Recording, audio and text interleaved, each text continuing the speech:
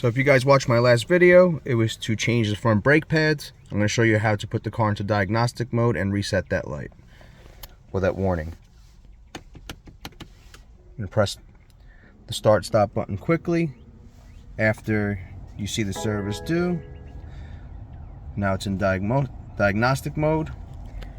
You're going to hold your BC button for about 5 seconds, I believe, and it'll pull up all the menus on the screen.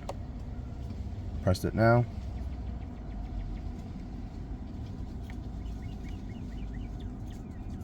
Still holding it. Gotta wait for those menus to pop up.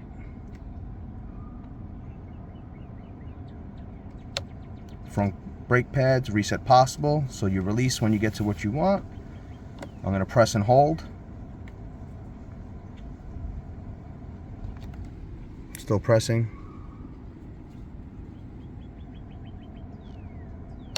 Let it go.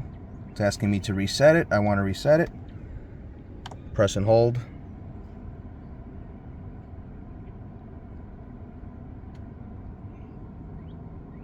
Still holding it. Don't release it until you get the progress. You can release it now. Now it says I have 20,000 miles. Reset successful. It's that simple, guys. All you got to do, just to reiterate, open the door. Press the start button 3 times quickly to put it into diagnostic mode. Hold the BC button for a good 10 seconds for it to pull up the menu. You can actually toggle through, but mine came up as that one first because that's what it needed. You'll hold the BC button for a good 5 to 10 seconds to say you want that one to be reset, and then it'll ask you to confirm the reset, another 5 to 10 seconds, and then like you saw, it's done. So now when I start the car, that shouldn't come up anymore. Shut the door.